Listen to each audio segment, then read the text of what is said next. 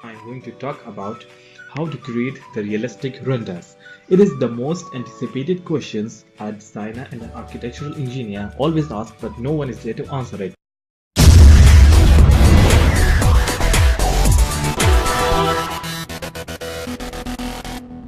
So today I'm going to focus my video on this one. So just let's stop talking and just start working. The secret keeping and the never told receipt. Believe me, ask anyone and they're not gonna tell you. If they do hold something, then there is a secret. It's a little bit of magic. So just let's talk about what is the magic. So in today's video, I'm going to talk about the facts which are actually controlling the realism and how to make the renders a little bit more exciting. So what makes you different from a normal newbie renderer and to an experienced professional renderer?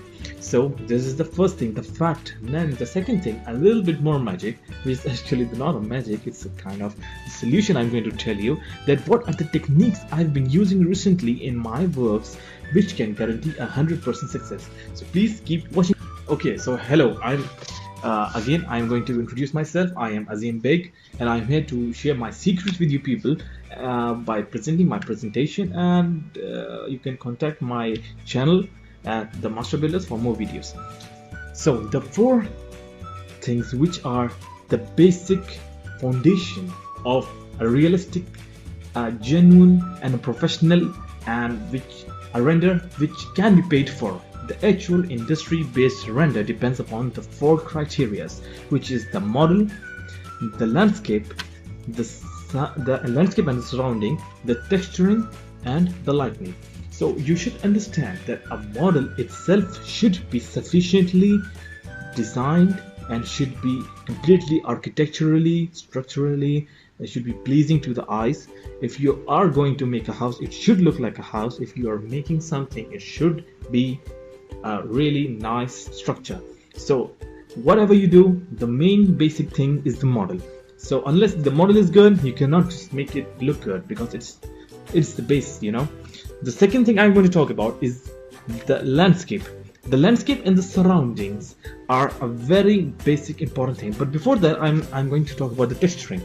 The model, after you draw it up in the 3D space in SketchUp, 3D Max, and any render, any drawing program, what you're gonna do, you're just going to place your textures of bump, displacements, and the reflection, and this is the base of it. I'm going to talk about it in the video. The third thing is the landscape and the surrounding. The landscape is the background.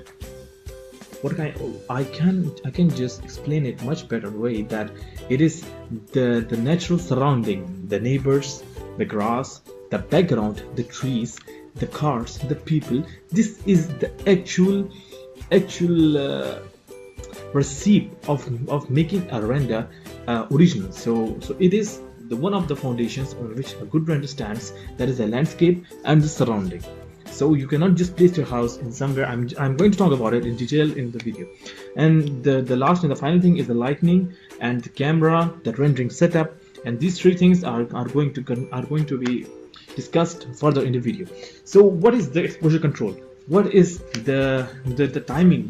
What is good angle of view? What rendering presets I should use? I'm going to talk about this, so please watch till the end. Alright, so just start with the number one, the model. Let's start with the most important and the most neglected thing. The designers, mostly the beginners, always try to focus on the render presets, but the actual secret is lying inside your model. You should work on the white walled model before doing anything else. It could be not appealing, but it is the secret there. So the vision is the only thing which completely defines an artist. You should understand that until and unless you have a nice, a perfect, a clear vision of what you're going to build, you cannot make a good thing. You should understand that what is required and what are you doing and what have you achieved. And the second thing, a good design is feasible and more complex to understand, as such a lot of work is done. What I mean by that is the model should not be simple like a box or just like a triangle, it should have some detail in it. It should have some trick. It should have some hidden secrets. A person looking at it should be looking at something, and subconscious should be looking at something else. A great person has once said that there are no secrets to success. It is the result of preparation, hard work, and learning from the failure. The beginners are very frustrated with this topic, which I'm going to discuss now, and this is the texturing, the number 2, the second foundation of the realistic render. It is a very complex topic. It needs professionalism, it needs practice, but it is the basic. You should learn that you should texture very perfectly in order to make a professional render. So what is the actual method of making it up?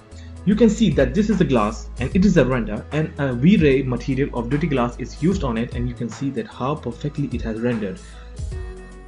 So what is the secret of realism? The realism lives in the dirt. The more you just comes out from perfection and you go into the reality, you see that there are no sharp angles, there are curves, there are some broken things, there is some dirt, there is some grease, there is always something. You know, the atmosphere is not perfect. You cannot just make 100% sure clean table. You cannot make 100% sure clean pavement. You should be using a bump map, a reflection map, and it should have a mixture of maps which are going to show you. So nothing in real life is perfect. The windows and mirrors should have a good reflection, a good refraction. What refraction I mean by that it should not be opaque. It should have some transparency. The floors and walls should be having a diffuse. By diffuse and by bump I mean the grainy nature of the walls. It should have some sort of texturing on it. It should not be clean as like it is like car paint. And also the colors are also playing a very important role. You cannot just select a dark red, a dark green, or dark blue colors, because no one uses that in the real life, and in fact they are very unpleasing. So the next thing is the realism lives in the subconscious. You should understand that your renders will be illusion for viewers. Their subconscious will be trying again and again to prove them that it is not real. But your perfection in texturing will be working there, and they will be convinced that it is a real photo but not a render. And when that is achieved, your work is professionalism, your work is professional, and you are going to be paid a very high cost of that. Please be with me. And the third and the most important point is environment. Most of the people do everything else, but they forgot to be using a good environment and a good landscape. The beginners are very frustrated with this topic because it is one of the very professionalism. It requires a very deep knowledge and the thinking ability. So the realism lives in the grass. So what I mean by that is the research suggests that the normal people tend to like the things containing a more green nature. For example, the trees, the grass. If you yourself just think of yourself, you're seeing a landscape, you have to select your desktop, you're going to mostly select a thing with some greenery on it, you know. So actually you're selling your work, so you should be considering what a normal person like that. So a good sky is a good distraction. Also a good sky is completely a good sky is a good distraction, and it should be completely realistic, and it should be in regard with the lighting used. The neighbors, the third thing, the neighbors should be there. It should not be in the center of a desert or in the center of some green land. No, that's not realistic. You cannot just build a house like that, because it should reflect what is going to be built in the future. So it should have your neighbors. They're always helpful, and the trees are always a good barriers to the background. You can use trees and other things to block the view of the infinite background. You know, you cannot just go to the horizon. You cannot just picture the horizon, and it's just so ugly. The big concept, the game changer at the last moment, the fourth and the most important thing is a picture is worth 1,000 words. What I mean by that is a render should have a very wide detail in its camera and its lighting. You see, if it's a very simple render, but it has a depth of field, it has good lighting and a good angle, so it just changes the tables. It is nothing so important here, but it is very appealing. A complex idea can be conveyed with just a single still image. What I mean by that is, a good image can just bring everything into a simple presentation, namely making it possible to absorb large amounts of data quickly. So what I'm going to say is that a good render should have a good photographic skills. You should learn how to take the picture, how to assemble your camera, and how to adjust your lighting. So the render setup. So let's do this up. The three musketeers which are going to control you, or the final foundation of this four-founded building, is the camera, the lighting, and the render settings. The camera. So just start with that. The three keys of a treasure. Let's talk about it. Avoid direct facing sun to the target. When you are placing a sun to your house or your target, you should avoid direct facing. What I mean by that you can just you can just place your sun at a right angle, and also you can use trees or houses to make to pass the sunlight through them, and after that it should strike with the surface, the target surface. If it is directly striking with it, it will create an overexposure. The second thing is that you should produce a good angle. What I mean by that is that the shadows of some of the building should be visible in the sight. It should not be at a 90-degree angle at the 12 o'clock in the noon. What I mean by that is it should be in a good timing, and the sun should be placed at a good time of horizon in the morning or in the evening. It should be pleasing. The second thing is the camera.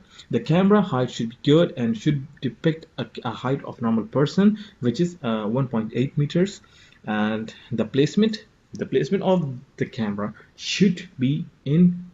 You should understand that. You should try. It's not a rule, but it's a very good practice to place your camera in a place of shadow. What I mean by that you can just produce some object and make a shadow of it by placing a sun at its opposite angle, and just produce camera and just place your camera behind it in such that if you think of yourself, you are standing in the sun and you want to picture something, you can just view anything clearly. You will go in some shade and your picture will be much better and brighter.